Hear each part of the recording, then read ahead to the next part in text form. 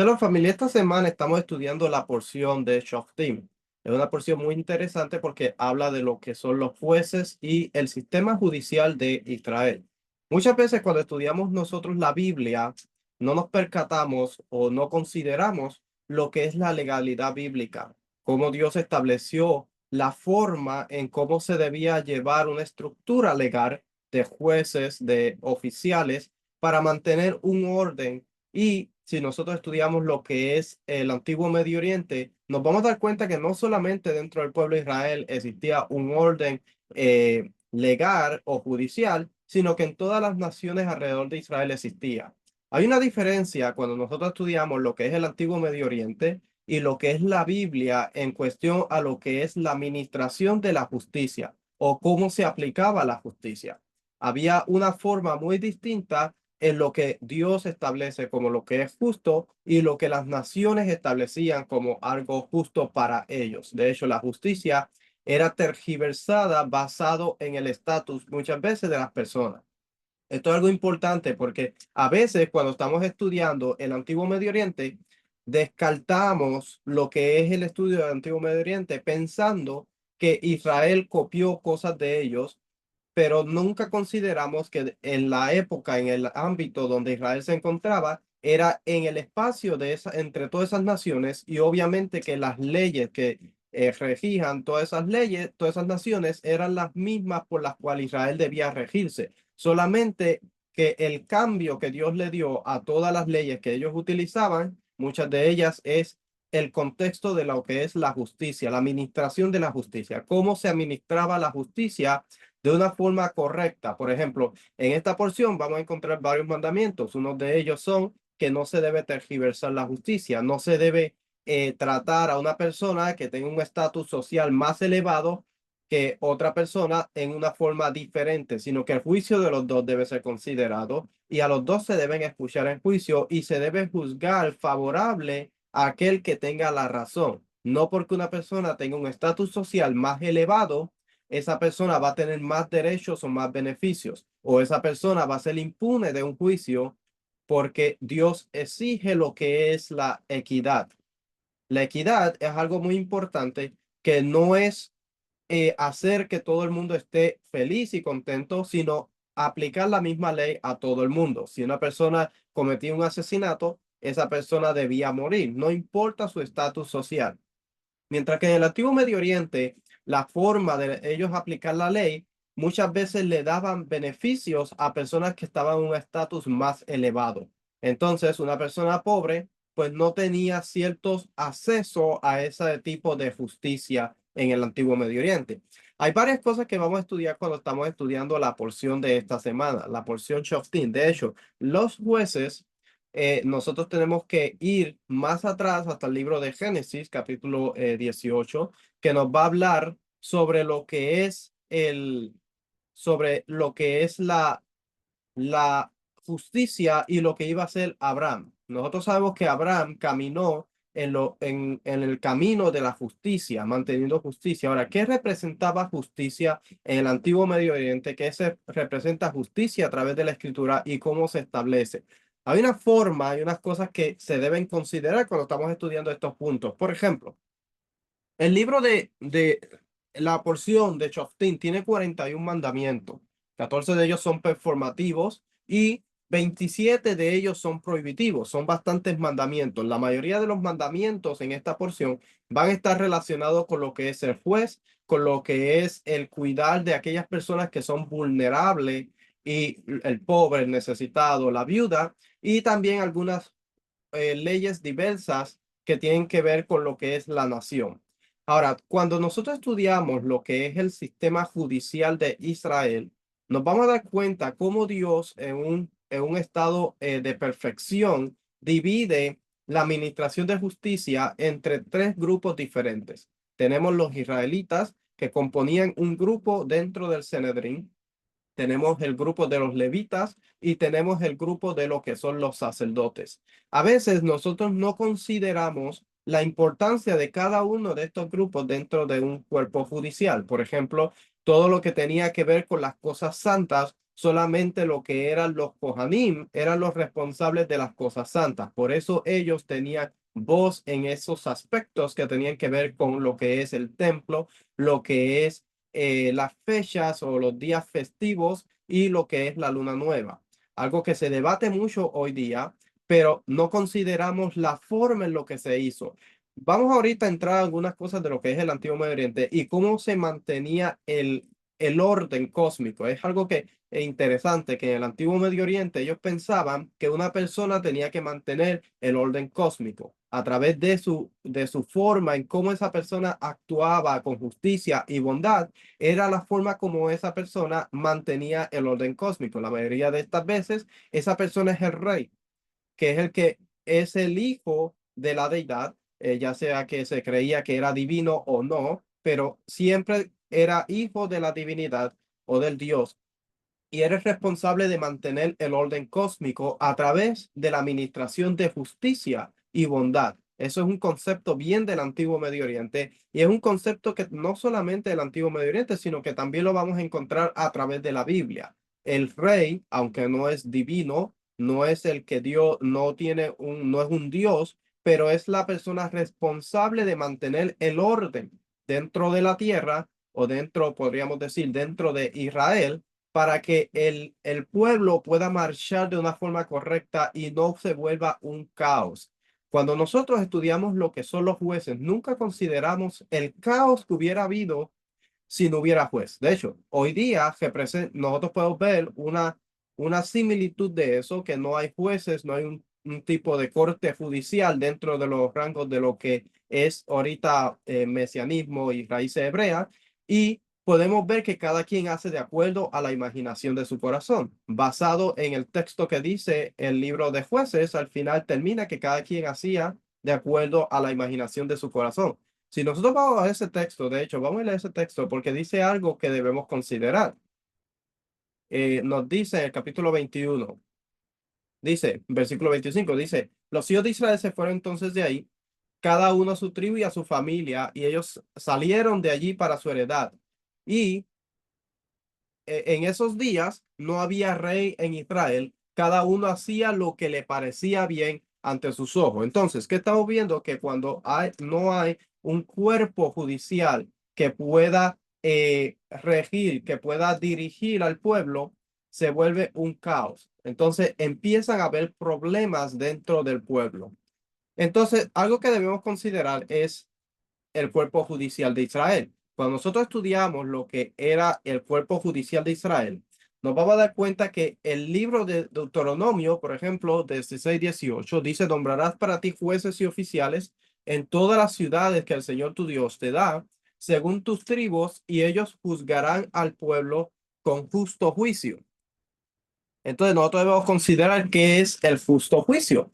¿Qué está diciendo cuando dice que ellos deben juzgar con justo juicio? Dice, ellos tenían para el propósito, el rol de los jueces era hacer que se cumplan los mandamientos. Recuerde que si el pueblo se va y empieza a romper lo que son los mandamientos, quebrantando así el convenio, es, es, ese es inminente la destrucción del pueblo o el exilio del pueblo, porque está rompiendo el convenio que Dios le ha dado. Ellos debían persuadir a los que se desvían del camino de la Torá a volver, instruir al pueblo sobre lo que es correcto de hacer, prevenir ciertos tipos de accidentes o transgresión a la Torá y administrar reprimendas y castigos sobre lo que es los que transgreden los mandamientos de la Torá.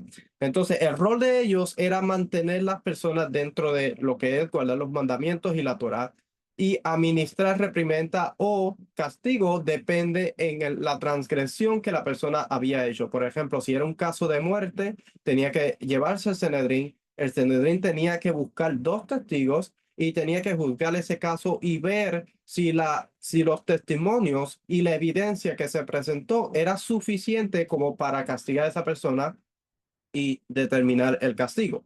Eso es algo que debemos estudiar.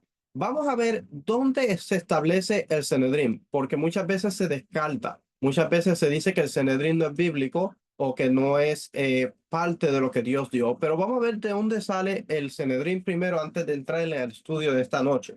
Éxodo capítulo 18, 13 dice, y aconteció que al día siguiente Moisés se sentó a juzgar al pueblo, y el pueblo estuvo delante de Moisés desde la mañana hasta el atardecer. Cuando el suegro de Moisés vio todo lo que él hacía por el pueblo, dijo, ¿qué es esto que haces por el pueblo? ¿Por qué juzgas tú solo? Y todo el pueblo está delante de ti desde la mañana hasta el atardecer. Aquí hay un precedente. Fíjese que aquí hay un precedente porque dice que cuando vio todo lo que hacía por el pueblo, dice, ¿qué es esto que hace por el pueblo? Vamos a ver un poquito. El versículo 13 dice, Moisés se sentó a juzgar al pueblo. Aquí establece un precedente, algo que nosotros debemos considerar.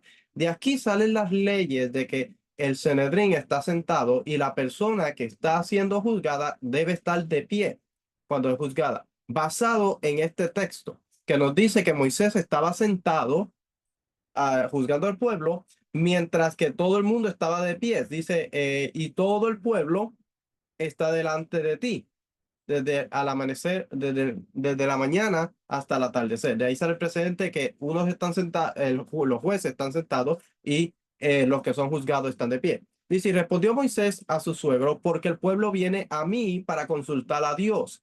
Cuando tiene un pleito, vienen a mí. Entonces, el problema es que cuando hay un pleito, ellos venían a donde Moisés, y Moisés lo juzgaba. Dice, y yo juzgo entre uno y otro, dándoles a conocer los estatutos de Dios y sus leyes.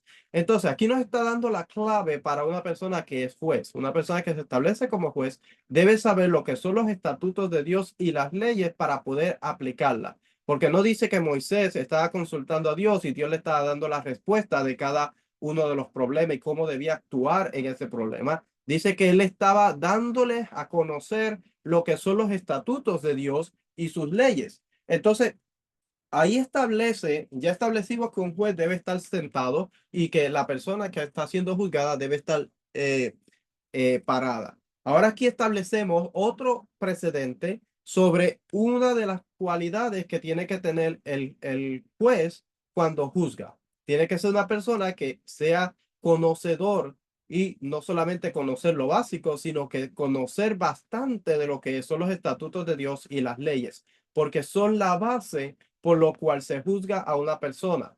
Recuerde que la Biblia o las leyes dentro de la Biblia es el código legal por el cual Israel se debe regir. O sea, es el código no solamente religioso, sino que también tiene un código civil, tiene códigos que tienen que ver con entre las parejas, tiene códigos que tienen que ver con una persona que comete asesinato, tiene el código de leyes hacia Dios y lo que es una traición al convenio y traición a Dios. Tiene consecuencias, tiene bendiciones. Por eso es que es un documento legal. Entonces, si la persona no conoce estos tipos de leyes, ¿cómo una persona puede juzgar y dar un juicio justo sobre todo? Dice, el suegro de Moisés le dijo, no está bien que lo hagas, no está bien lo que haces.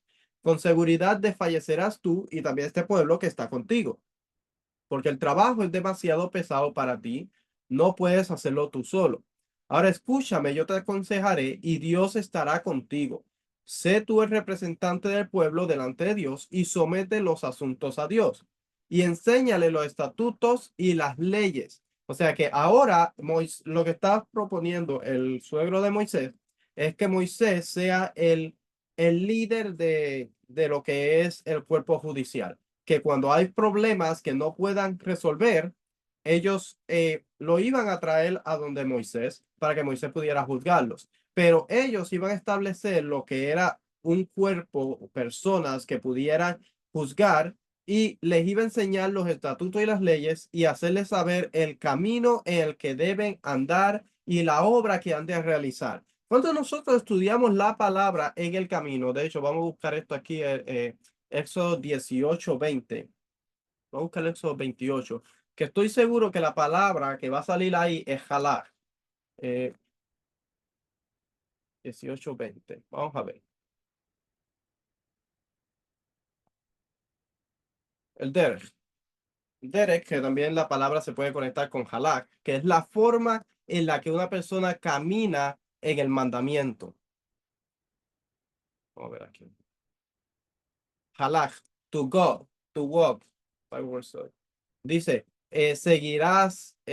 seguirán, marchar, marchaban, vaya, camina, caminaban. O sea, la forma en la que deben caminar en el mandamiento. Hay una diferencia entre lo que es un mandamiento, una ley, la forma en la que se camina en ese mandamiento y lo que es un mandamiento, no un mandamiento, pero podríamos decir, un comentario o una ley local que se establece de pronto en algún mandamiento. Recuerde que los mandamientos no pueden ser cambiados. Entonces aquí no está diciendo que ellos debían enseñarles los estatutos y las leyes y hacerles saber algo importante. Está diciendo los estatutos, las leyes, pero también le está diciendo hazles saber el camino en que deben andar. O sea que nos está diciendo que no solamente son las leyes y los estatutos, sino que hay una forma en cómo ellos deben caminar basado en el mandamiento. Y la obra en la que han de realizar. Además, escogerás de entre todo el pueblo hombres capaces, temerosos de Dios, hombres veraces que aborrezcan las ganancias deshonestas, y los pondrás sobre el pueblo como jefes de 1000, de 100, 50 y de 10, y que juzguen ellos al pueblo en todo tiempo, y que traigan a ti todo pleito grave, pero que ellos juzguen todo pleito sencillo. Así será más fácil para ti. Entonces, esta es la forma, este es donde se establece lo que es la Corte Judicial de Israel. Más tarde nosotros vamos a ver que él le dijo que consultara con Dios y que Dios le dio a él el visto bueno en ese aspecto y él escogió personas. También vamos a ver en Números capítulo 11, versículo 16, que nos dice de esta manera. Dice, entonces el Señor dijo a Moisés, reúneme a 70 hombres de los ancianos de Israel, a quienes tú conozcas como los ancianos del pueblo, y a sus oficiales, y tráelos a la tienda de reunión, y que permanezcan allí contigo. Entonces descenderé y hablaré contigo allí, tomaré del espíritu que está sobre ti, y lo pondré sobre ellos. Cuando nosotros estudiamos lo que representa el tomar el espíritu de una persona y ponerlo sobre otra persona, estamos hablando de lo que es lo que podríamos llamar en algunos otros términos una unción. En el hebreo es una shemikha. Es una transferencia del espíritu simbólicamente o de la sabiduría de un maestro a un alumno. Es algo que se practica hasta el día de hoy dentro del judaísmo y eso fue precisamente lo que pasó aquí. A veces es importante que nosotros conozcamos los conceptos, no solamente que critiquemos ciertas cosas, sino que entendamos el concepto de dónde sale. El concepto de transmitir o una persona tener un maestro y que ese maestro le transmita la enseñanza a su alumno y en algún momento dado cuando él ve que su alumno está preparado, él básicamente le transmite le da autoridad a ese alumno para hablar y transmitir el mensaje que él está dando. Claro que estamos hablando de una persona que sigue la ley, estudia el mandamiento. Por eso es que Moisés tenía que enseñarle a ellos el mandamiento, las leyes y los estatutos para que ellos pudieran transmitir eso y juzgar de esa misma forma. Entonces, el concepto de transmitir el espíritu de una persona hacia otra es algo que se practicaba, es algo que se hacía desde aquí hasta que el templo fue destruido. Una persona que era juez tenía que ser transmitido, tenía que ser ungida, tenía que hacérsele la shemijá para que esa persona pudiera ejercer como juez. De no tener eso, la persona no podía ejercer como juez, no era reconocido como juez en la tierra de Israel porque no tenía una unción, no se sabía. Y eso es importante porque mantenía una accountability, una responsabilidad. ¿De dónde salía lo que había enseñado esa persona? ¿Quién le había enseñado? ¿Qué conocimiento tenía esa persona? ¿Y quién podía decir, sí, es mi alumno y sí, estudia conmigo esto y esto y esto? Entonces, de aquí es de donde sale todo eso cuando se escogió una persona como juez o para enseñar o lo que fuera. Y si tomaré del espíritu que está sobre ti. Y esto lo está hablando Dios, no lo está hablando Moisés. Dice, entonces el Señor dijo a Moisés, reúneme a 70 hombres de los ancianos de Israel, a quienes tú conozcas como los ancianos del pueblo y a sus oficiales, y tráelos a la tienda de reunión, que permanezca allí contigo. Entonces descenderé hablaré contigo allí y tomaré del espíritu que está sobre ti y lo pondré sobre ellos y llevarán contigo la carga del pueblo para que no la lleves tú solo. Números 11 16 al 17. Entonces, vamos a ver, versículo 14 del libro de, vamos a ver, Éxodo 24:1. Está hablando y subió. Entonces Dios dijo a Moisés, sube hacia el Señor tú y Aarón, Nadab y Abiú, 70 de los ancianos de Israel, y adoraréis desde lejos. Eso es 24:1. Y subió Moisés con Aarón, Nadab y Abiú, y 70 de los ancianos de Israel. Versículo 9. Y hacia los jefes de los israelitas no extendió su mano, y ellos vieron a Dios y comieron y bebieron. Versículo 11. Y Dios dijo a Moisés, sube a mí al monte y quédate allí y te daré las tablas de piedra y la ley y los mandamientos que he prescrito para instruirlos. Y Moisés se levantó y Josué y su ayudante y Moisés subieron al monte de Dios, versículos 12 y 13. Y los ancianos les dijo, esperadnos aquí hasta que volvamos a vosotros y mirad, Aarón y Ur están con vosotros. Quien tenga una disputa os lo traerá. Versículo 14.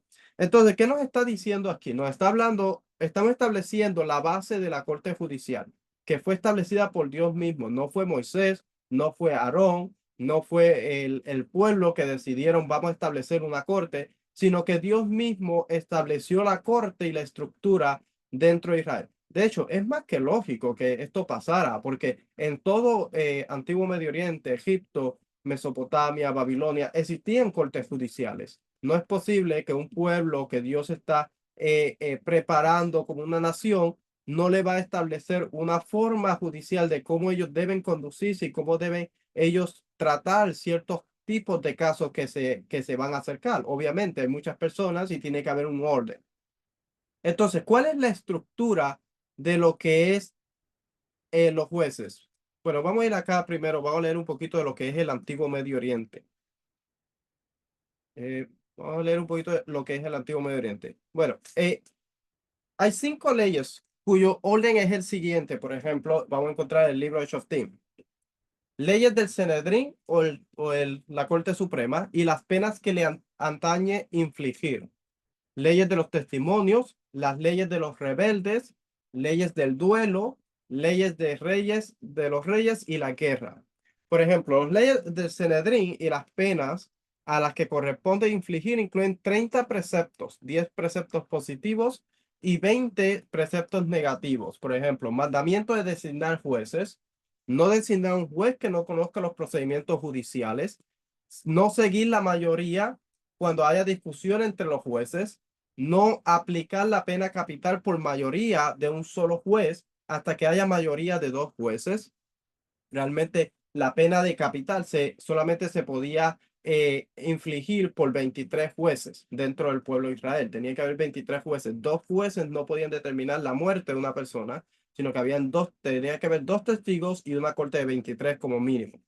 Eh, que el juez que dictaminó inocente no cambie su dictamen por culpable en casos de pena capital, aplicar la pena capital por apedreamiento, aplicar la pena capital por medio de fuego, aplicar la pena capital por medio de la espada, aplicar la pena capital por estrangulamiento, colgar, una persona que se debía colgar, enterrar al ejecutado el mismo día de su muerte, no podía dejarse que pasara la noche, que es el próximo mandamiento, que el cadáver no pase la noche, no dejar con vida al hechicero, azotar al perverso, no aplicar al culpable más azotes de lo que le corresponde, de los correspondientes, no ejecutar al inocente basándose en la lógica, no castigar a quien transgredió por fuerza mayor, no compadecerse del asesino o del que haya infligido un daño físico, no apiadarse del pobre en el juicio, no honrar a la persona prominente en el juicio,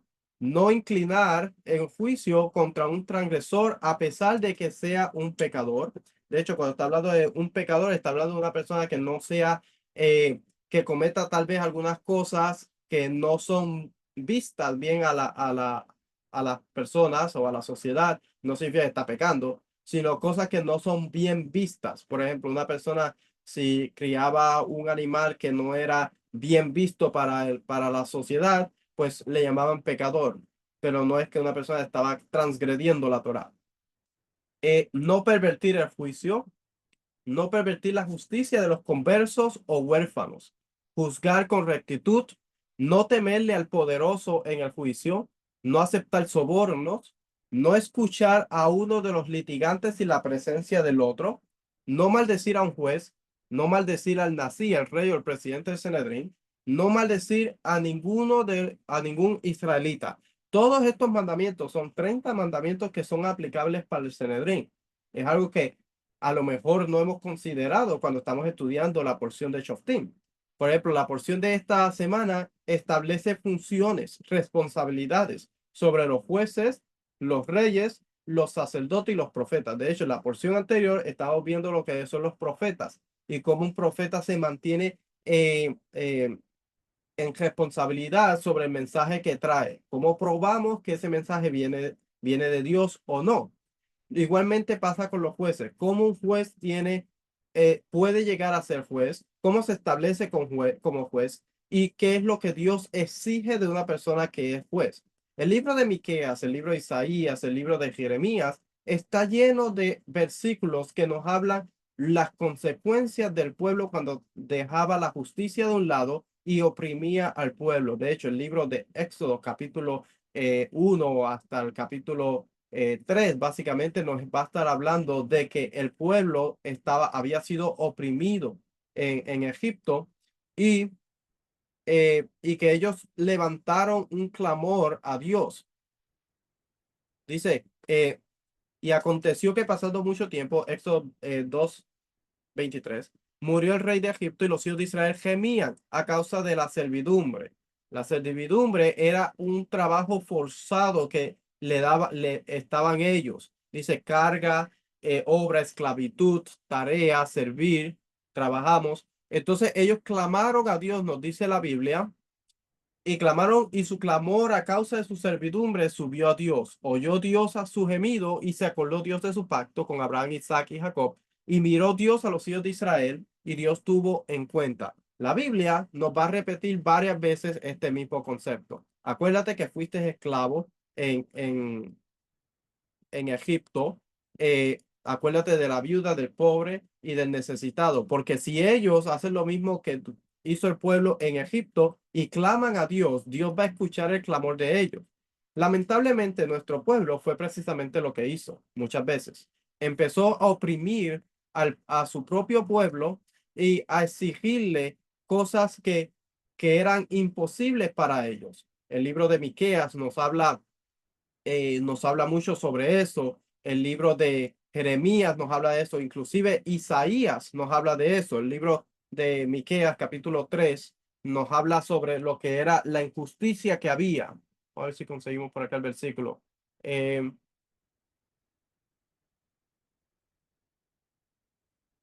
Dice, oíd ahora, jefes de Jacob y gobernantes de la casa de Israel, ¿no corresponde a vosotros conocer la justicia? Vosotros que aborrecéis lo bueno y amáis lo malo, que le arrancáis la piel de encima y la carne de sobre sus huesos, que coméis carne de mi pueblo. Les desolláis su piel, quebráis sus huesos y los hacéis pedazos como para la olla, como carne dentro de la caldera. Entonces clamarán al Señor, pero él no les responderá, sino que esconderá de ellos su rostro en aquel tiempo, porque han hecho malas obras. Entonces habla sobre lo que ellos han hecho en cuestión de lo que es, vamos a ver. Dice, oíd ahora, jefes de la casa de Jacob, versículo 9, y gobernad de la casa de Israel, que aborrecéis la justicia y torcéis todo lo recto, que edifica el Sión con sangre y a Jerusalén con iniquidad. Sus jefes juzgan por soborno, sus sacerdotes enseñan por precio, sus profetas adivinan por dinero y se apoyan en el Señor, diciendo, ¿no está el Señor en medio de nosotros? ¿No vendrá sobre nosotros mal alguno? Entonces, ese es uno de los ejemplos de las varias veces que vamos a encontrar que el pueblo de Israel empezó a cambiar lo que era la justicia y a oprimir al pueblo, cosa que es aborrecible para Dios. Vamos a ver un poquito del contexto del antiguo Medio Oriente y lo que nos dice acá. Pues estoy leyendo del libro del Sondervan, que nos da un aspecto cultural de lo que pensaba en el antiguo Medio Oriente, de lo que era traer justicia y rectitud. Dice, la violencia cotidiana que reina en la tierra ha creado una situación tan desesperada que solo, bueno, esto es un comentario aparte que lo puse acá. Está hablando del diluvio, cuando cuando Dios castigó a la tierra porque ellos habían transgredido ciertas cosas y estaban haciendo injusticia. Dice, un diluvio devastador, a menudo en forma de invasión militar, podrá acabar con ella y allanar el camino de un nuevo orden, como en los días de antaño. La tierra estaba corrompida a los ojos de Dios y la tierra estaba llena de violencia. Cuando usted ve esto, que está corrompida y violencia, está viendo actos de opresión. Y vio Dios la tierra, y he aquí que estaba corrompida, porque toda carne había corrompido su camino sobre la tierra. Génesis 6, 11 y 12. En el antiguo cercano oriente, los desamparados, desválidos o desfavorecidos eran idealmente defendidos y apoyados de diversas formas por reyes justos. Por eso es que cuando una persona se levantaba a un rey, se establecía como rey, lo primero que tenía que hacer el rey era hacer justicia y bondad. Si nosotros leemos este libro, un libro muy bueno, un recurso muy bueno de Moshe Wakefield, estableciendo justicia social en el antiguo Medio Oriente, vamos a entender un poco lo que es, lo que representaba justicia y bondad dentro del antiguo Medio Oriente. ¿Por qué es tan importante? De hecho, es tan importante que nosotros, cuando hacemos lo que es la mitad diaria, el servicio de los rezos, hay una bendición que se establece que dice que Dios restaure los jueces. Dice, restaura a nuestros jueces como al principio y a nuestros consejeros como en el inicio. Quita de nosotros la tristeza y el suspiro y prontamente reina solo tú sobre nosotros, oh Eterno, con bondad y misericordia, con rectitud y justicia. Bendito eres tú, Eterno, Rey que ama la rectitud y la justicia.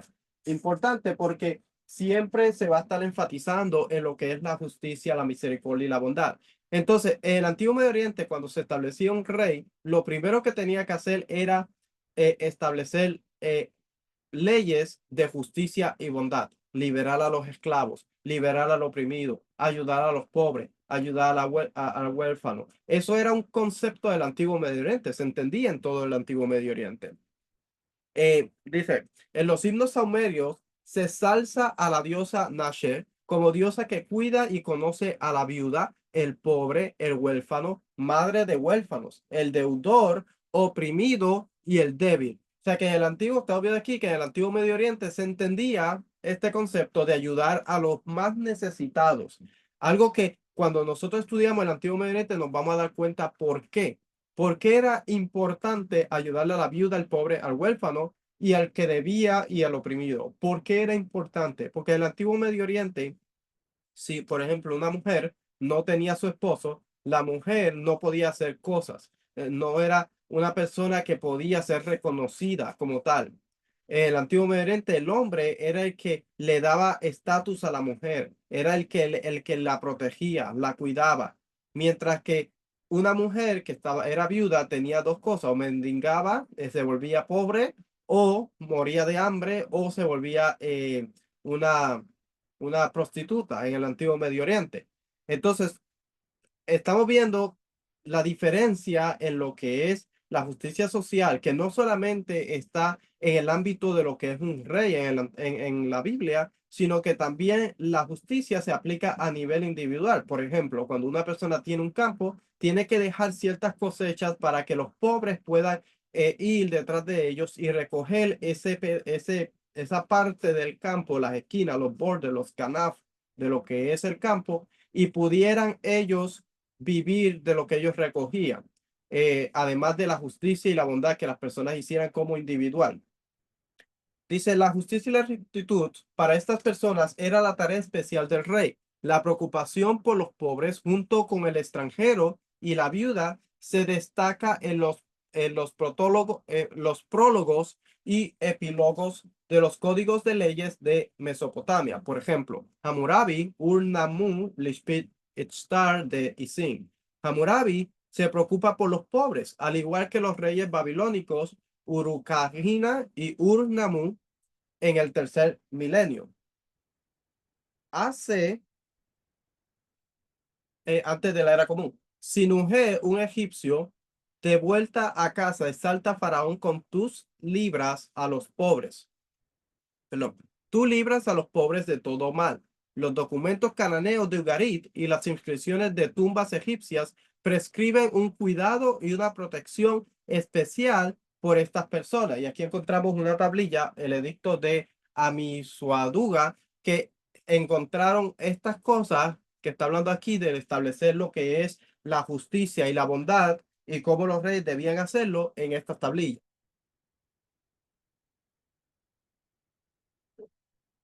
Dice, pero solo Israel construye realmente en sus leyes una legislación directa en favor de los pobres y otros grupos,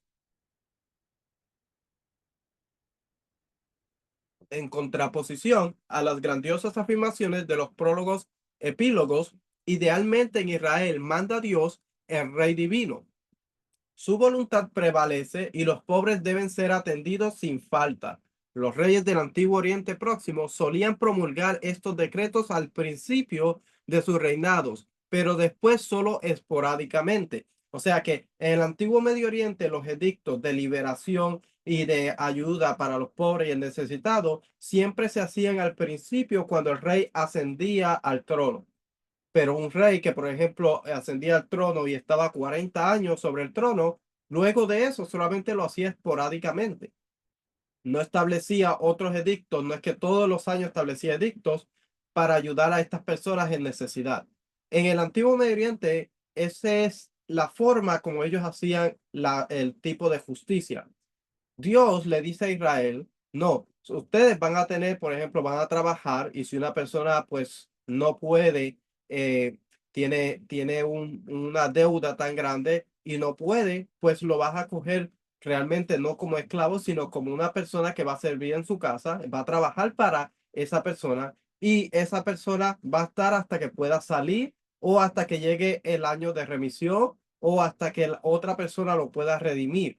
Igualmente pasaba con los campos, pero también el pueblo, independientemente de eso, tenía que hacer actos de justicia y bondad.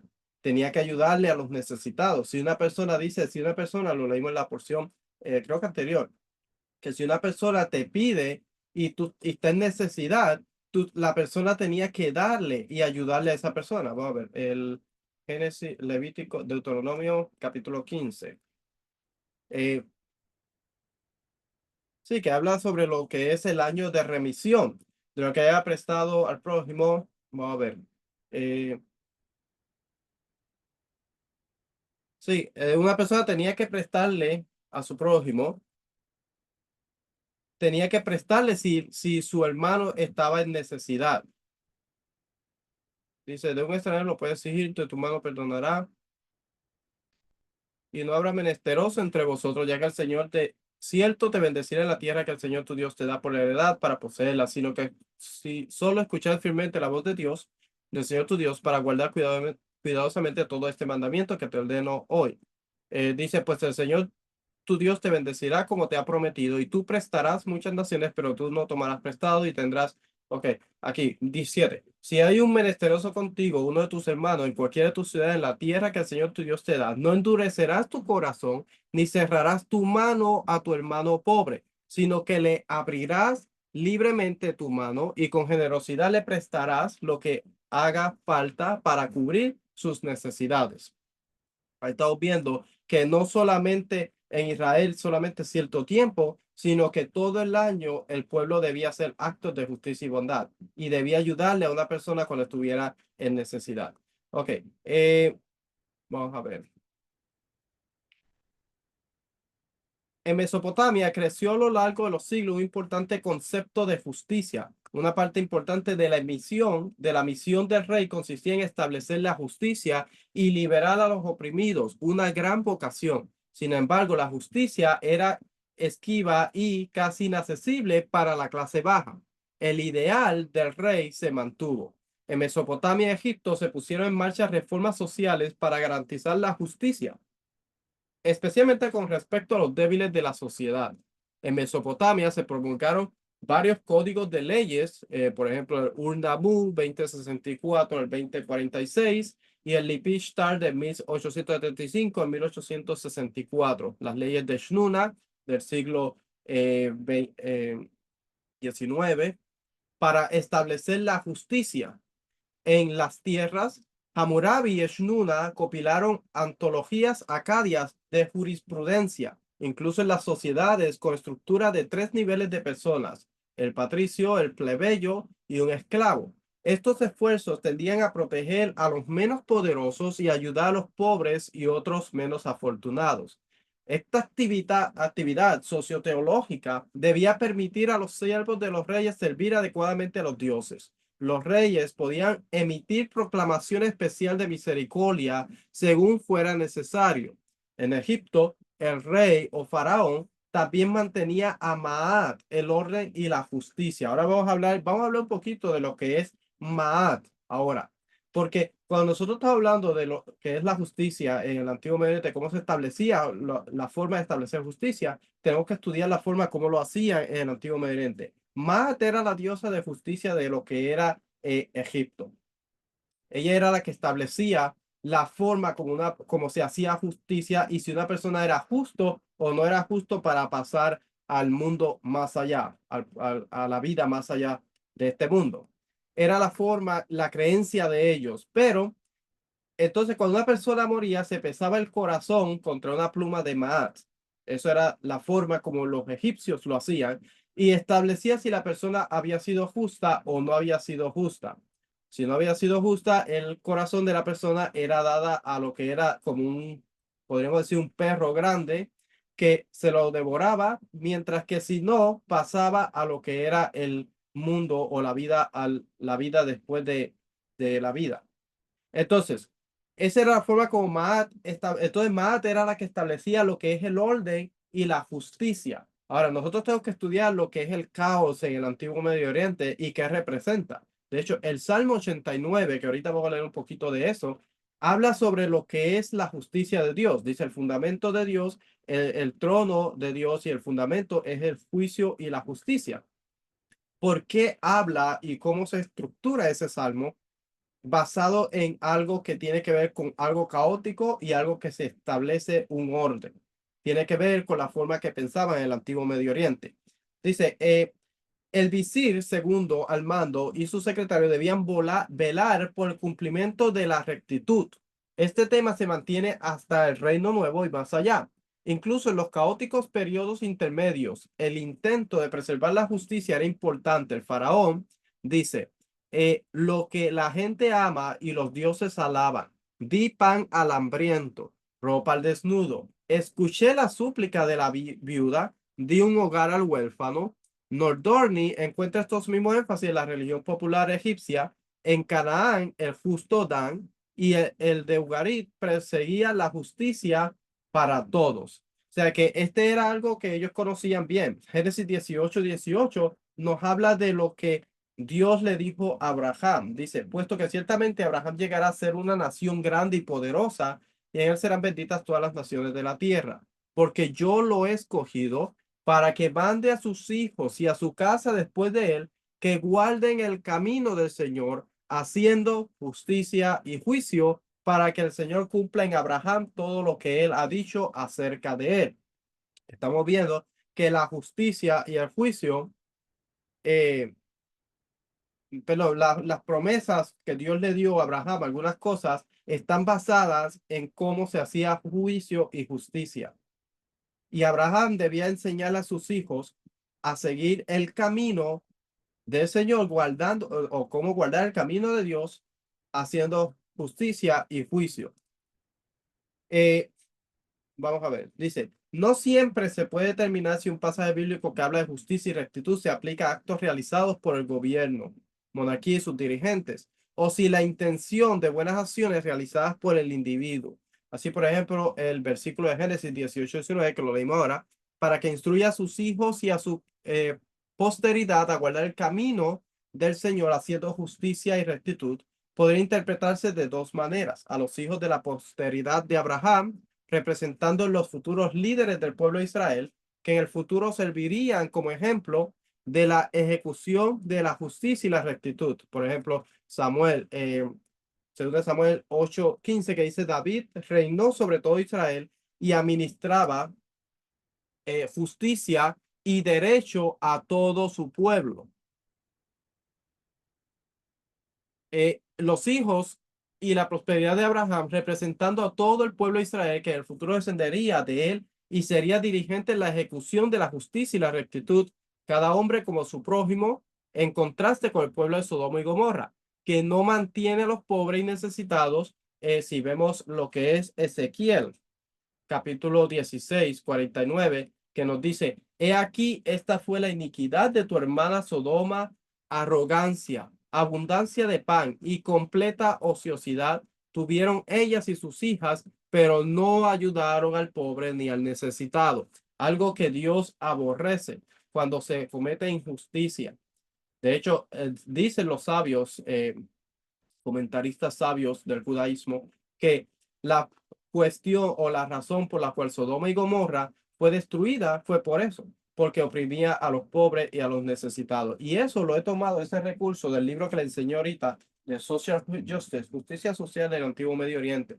Un libro espectacular, no solamente de cómo se administraba la justicia, sino cómo Dios va a ser el que va a traer justicia a través de su salvación. Conecta lo que es la salvación con la justicia. Eh, ok, voy a leer un poquito más aquí sobre lo que era el Antiguo Medio Oriente y conectarlo ahora con lo que es el caos. Dice: en Egipto, por ejemplo, se traduce a menudo por verdad. Su significado, está hablando de lo que significa justicia, es mucho más profundo. Por ejemplo, Ma'at es el orden correcto en la naturaleza y en la sociedad, tal y como fue establecido y por el acto de la creación, y por lo tanto significa, según el contexto, lo que es correcto, lo justo, la ley, el orden, la justicia y la verdad. O sea que en Egipto ellos pensaban que Ma'at había creado el universo. Ma'at había conquistado lo que era el caos y por eso había traído lo que era justicia. En el Antiguo Medio Oriente se cree, cuando hay caos, hay dos cosas que están pasando. Una, hay un poder injusto, opresor, que está oprimiendo a una nación o lo que es al cosmos. Puedo decir, en este caso, basado en las creencias egipcias, eh, hay un poder o un Dios que está combatiendo contra el orden cósmico de lo que es la justicia, lo que es la verdad, lo que es hacer lo justo, lo que es hacer lo correcto. Entonces, hay una batalla y Maat se establece como el Dios de la justicia, de la verdad, el Dios que trae el orden, que establece lo que es el juicio justo para todos. La noción de Maat gobernó la conducta correcta en Egipto. Maat fue la hija del dios Sol y de la una diosa con su culto propio. Maat incluía las ideas de la verdad, la armonía y el orden mundial como debería ser. El rey ofrecía el icono de Maat al dios creador como un símbolo de deber del rey de mantener la armonía de la naturaleza y de una sociedad justa. Los muertos también eran juzgados en base a su conducta ética. Las cualidades buenas de una persona fallecida eran valoradas en contra de sus malas acciones en el libro de los muertos. El corazón se pesa contra la pluma de Maat, mientras que la persona fallecida ofrece una confesión negativa ante el tribunal de los jueces. O sea, esta es la forma como ellos pensaban. Ahora, ¿cómo ellos pensaban del orden cósmico? Lo que está hablando ahorita, vamos a leer. Los egipcios consideraban a la diosa Maat la encarnación de esta noción de orden divino, que se extendía también a las costumbres y el comportamiento humano, especialmente la justicia o el comportamiento correcto. Ashkenazi relaciona a Maat y una vida próspera. He pasado 110 años en la vida que el rey me ha dado y con recompensas superiores a las de los anteriores, porque hice lo correcto.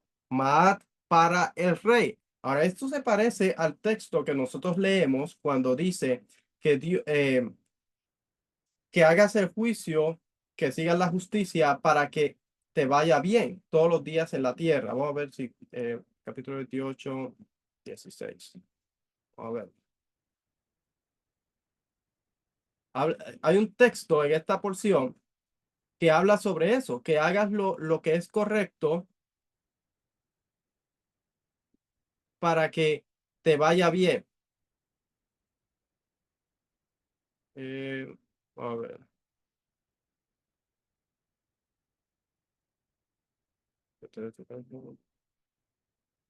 Hay un texto, usted lo va a leer cuando lea la porción de esta semana, pero hay un texto que si haces la justicia, está hablando sobre la justicia, que te va a ir bien, que vas a vivir, vas a tener una larga vida dentro de la tierra. Hombre, mujer.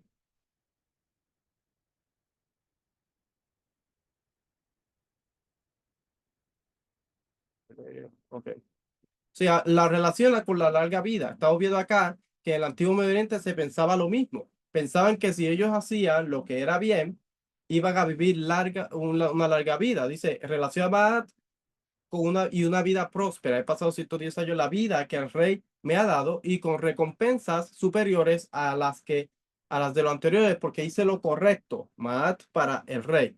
Aquí vemos una forma de Maat, la diosa de la justicia y la verdad y el orden sentada sobre un plino que representa el montículo primigenio de la creación. Ahora, vamos a ver algo interesante acá de lo que es ese, en donde ella está sentada, vamos a ver algo interesante y después lo voy a conectar con el Salmo 89:14.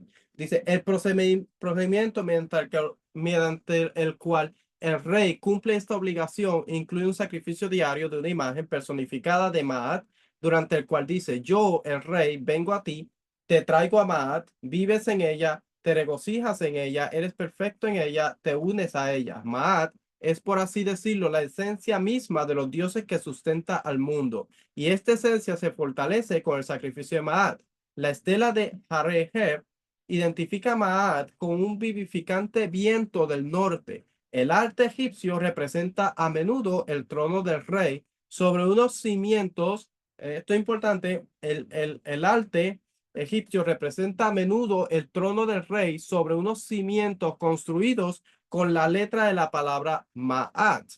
Ahora vamos a leer el Salmo, no, antes de esto vamos a leer el Salmo 46:5, que dice, tu trono, oh Dios, es eterno para siempre. Cetro de equidad es el centro de tu reino. Has amado la justicia y aborrecido la iniquidad. Por tanto, Dios, tu Dios, te ha ungido con el óleo de alegría más que a tus compañeros. Está relacionando el trono de Dios con lo que es la justicia. Salmo 89:14 dice, la justicia y el derecho son el fundamento de tu trono. La misericordia y la verdad van delante de ti. Entonces, cuando nosotros leemos eso y entendemos el concepto que está hablándonos acá del arte que han encontrado egipcios, que representa a menudo el trono del rey sobre unos cimientos construidos con la letra de la palabra Maat, está hablando, está relacionando lo que es el trono de la diosa de Maat con lo que es la justicia, la verdad y la misericordia.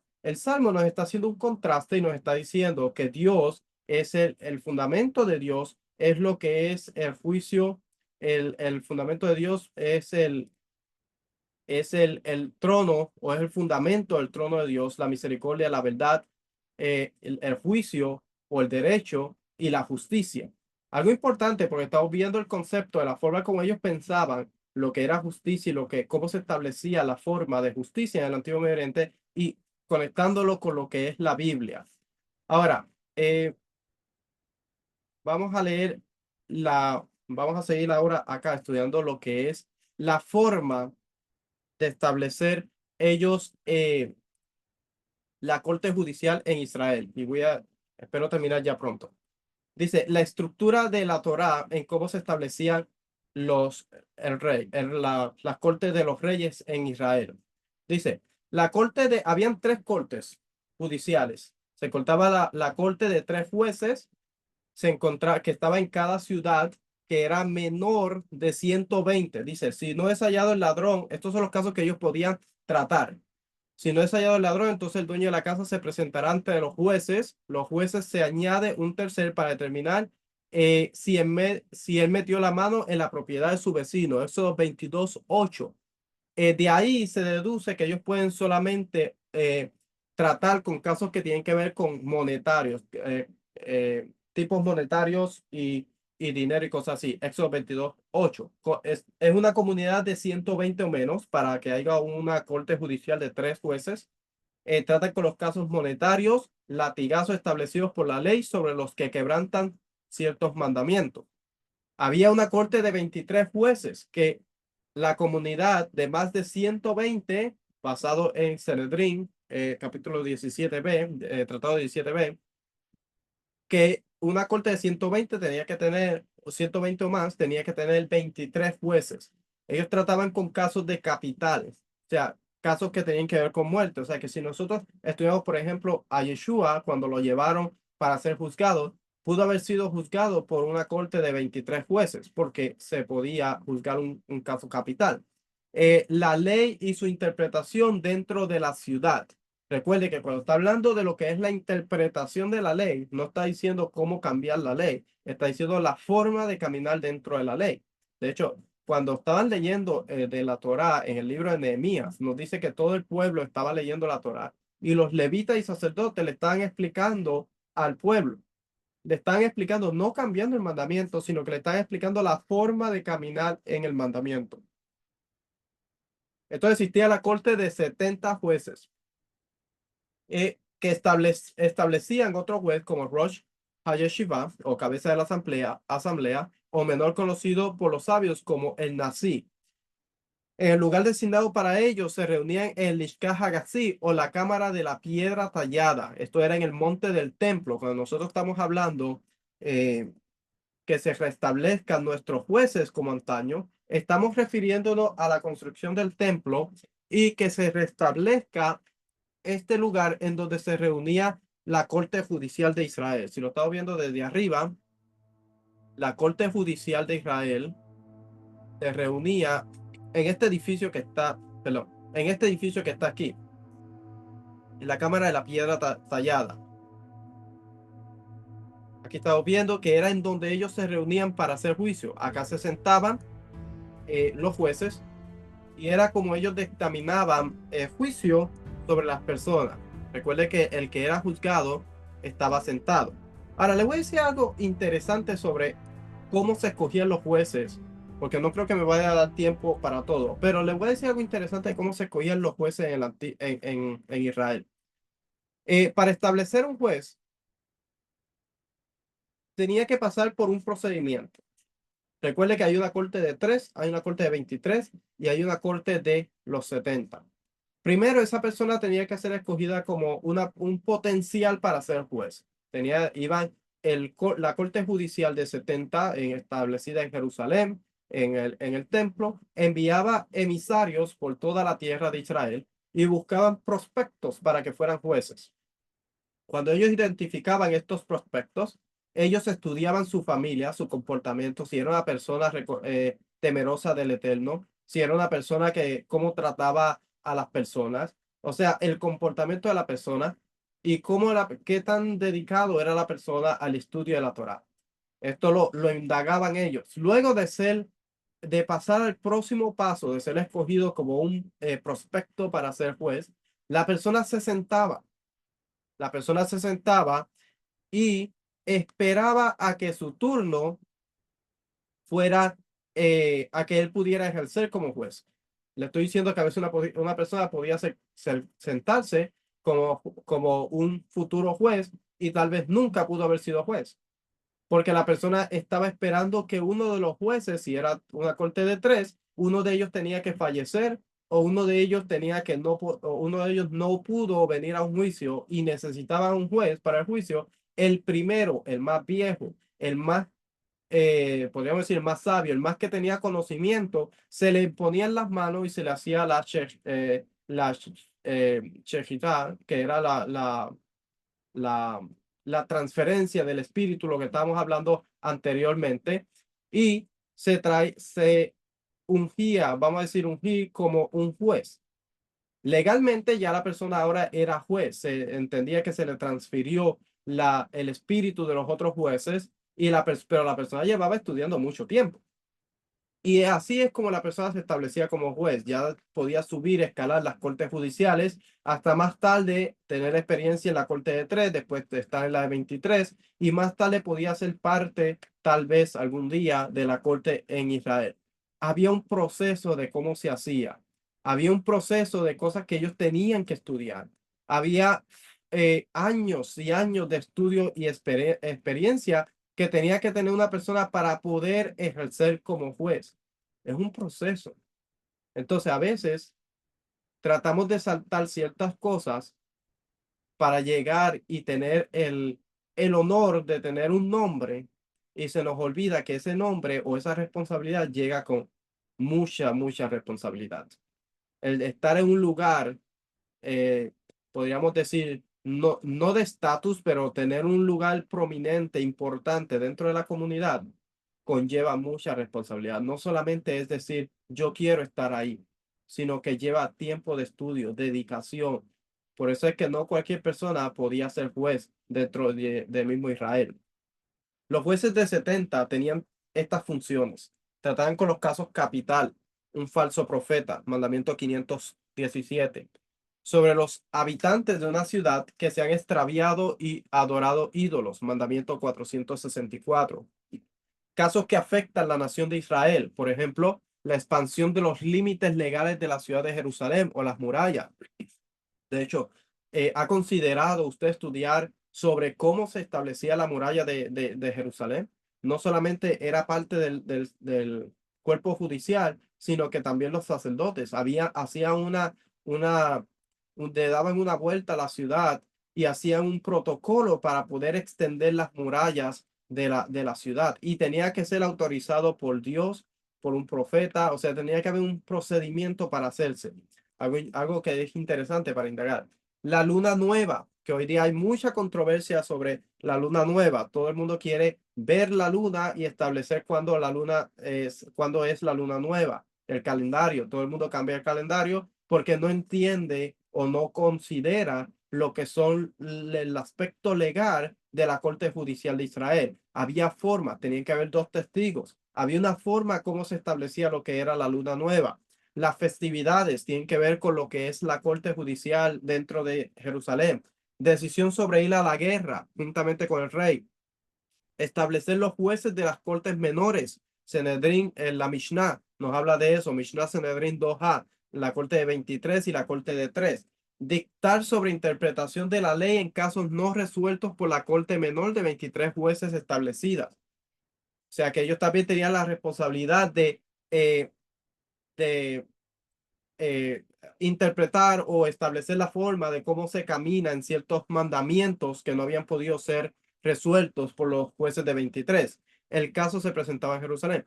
Primero en la corte de 23. Habían dos cortes en Jerusalén. Había una corte de 23. Algunas personas o hay unos comentaristas que dicen que había una corte exterior también, pero había una corte de 23 a la entrada del templo cerca de la puerta de Hulda.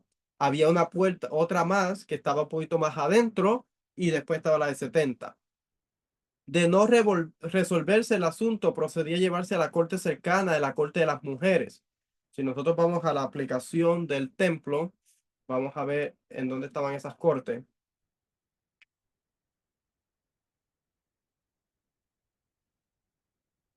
Había una corte, por ejemplo, ya le enseñé la que estaba allá adentro. Si salimos nosotros por esta puerta, a ver. Ok, había una corte por acá, una corte que estaba acá afuera, y había una corte cuando la persona entraba que estaba acá, cerca de la corte de las mujeres. A ver.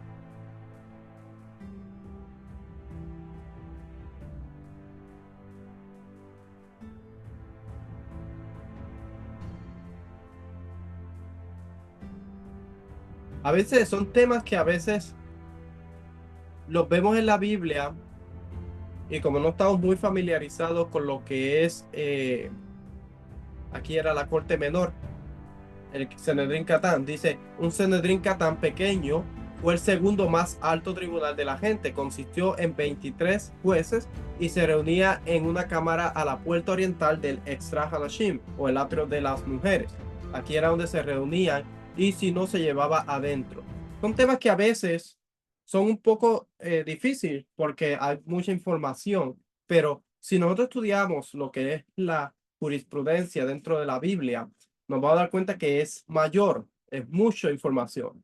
Y es importante que sepamos porque es la forma como se establecían las leyes y cómo se cambiaba ciertas cosas dentro de Israel, o por ejemplo, si habían problemas, se llevaban ahí y ahí se resolvía. Ok, si aún no se resolvía, se escuchaba el caso en la Cámara de la Piedra Tallada, donde se unían los 70 jueces más el Nazí. Las decisiones tomadas por el Sanedrín se consideraban definitivas, el Gran Sanedrín. No habían sesiones en la víspera de un Shabbat ni en Shabbat. Eh, hay una, a ver, aquí tenemos una foto de más o menos cómo se reunían ellos. Aquí estaban los estudiantes, se sentaban aquí, los que estaban aprendiendo a cómo se hacía juicio. Aquí había los miembros del Sanedrín. Estaban dos personas que eran los clerks, los que estaban haciendo anotaciones, la persona que era acusada y muchas veces lo que era el sumo sacerdote o el nazí de la corte judicial. Aquí estamos viendo el modelo del templo y era por acá donde ellos se encontraban, el Lishkah HaGazik, la cámara de la piedra tallada. Eh, bueno, aquí tenemos información. Esto está en la página de nosotros, en la página de mamarrahel.org. Como digo, es mucha información lo que es el estudio del templo, eh, pero es algo que debemos considerar. El templo, los jueces, cómo se establecía la, la semijá, cómo se ordenaba un juez. Y son temas que debemos considerar. La Torá nos manda a no tergiversar el juicio, a hacer actos de juicio, no solamente entre otras personas, sino que dentro del pueblo de Israel, por el pueblo de Israel y también con lo que son personas extranjeras. Nos dice que no podemos cambiar el juicio. Dice aquí, eh, 16. Dice, no torcerás la justicia, no harás acepción de personas, ni tomarás soborno, porque el soborno ciega los ojos de los sabios y pervierte las palabras del justo. La justicia, y solo la justicia buscarás, para que vivas y poseas la tierra que el Señor tu Dios te da. De hecho, aquí me va a dar el versículo, a lo mejor, que le estaba diciendo ahorita, que lo conecta con la vida larga. No sé por qué no funciona. Ok. Dice, no plantarás para ti aserá de ninguna clase de árbol junto al altar del Señor, tu Dios, que te hará. Entonces, ok. Dice que, entonces, basado a estos textos que estamos leyendo, nos manda a buscar la justicia y perseguir la justicia. Buscar la justicia y perseguir la justicia. No pervertir las palabras de lo que es justo y perseguir la justicia. ¿Qué representa seguir la justicia? ¿Qué representa a nosotros buscar lo que es justo? No representa tener mi ideología y mi forma de pensar y tener mi idea e irme por mi idea, sino que representa el estudio y la validación de lo que una persona está presentando y buscar dentro del código de leyes que Dios nos ha dado si es algo justo o no. La Biblia nos manda en el libro de Deuteronomio 17, y con esto termino, nos habla de lo que son los casos difíciles. Dice, si un caso es difícil para que pueda juzgar, o como entre una clase de homicidio y otra, entre una clase de pleito y otra, o entre una clase de asalto y otra, siendo casos de litigio en tus puertas, te levantarás y subirás al lugar que el Señor tu Dios te escoja, no, que el Señor tu Dios escoja. Sabemos nosotros que Dios escogió a Jerusalén, escogió la ciudad de Jerusalén para que todos el pueblo pudiera subir a Jerusalén. Entonces, si hay un caso o un pleito, se debe ir a Jerusalén a resolver. Dice, y vendrás al sacerdote levita o al juez que oficie en aquellos días e inquirirás de ellos, y ellos te declararán fallo del caso, y harás conforme a los términos de la sentencia que te declaren desde aquel lugar que el Señor escoja, y cuidarás de observar todo lo que ellos te enseñen, según los términos de la ley que ellos te enseñen, y según la sentencia que te declaren, así harás. No te apartarás a la derecha ni a la izquierda de la palabra que ellos te declaren. Y luego da la advertencia: el hombre que proceda con presunción, no escuchando al sacerdote, que está allí para servir al Señor tu Dios, ni al juez, ese hombre morirá. Así quitarás el mal de medio de Israel. O sea que una persona que se llevaba un pleito a Jerusalén y se le dictaminaba una sentencia, como decía anteriormente, que las sentencias que se daban por la corte de 70 eran final, no se podía cambiar. Esa persona, si actuaba con presunción, y cambiaba el fallo que se le había dado, la persona debía morir porque había actuado en rebelión contra lo que le habían estipulado.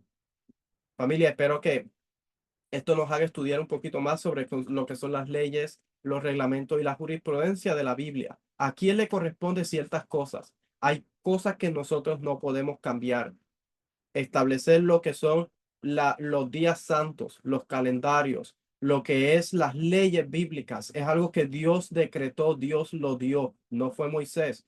Y nosotros tenemos que acatarnos a lo que Dios estableció, sea que nos guste o no nos guste, porque si no lo hacemos, estamos actuando, como dice aquí, con presunción con lo que ya Dios ha establecido. Y recuerde que aquí hay una advertencia contra aquel que actúa con presunción, que es la muerte. Esa persona debe morir, debe ser cortada, correct. Espero que esto nos haga eh, estudiar más lo que es la legalidad bíblica y que podamos comprender un poquito más sobre la porción de Shoftim, los jueces, cómo trabajan y cómo funcionan los jueces dentro de lo que Dios ha establecido. Shalom.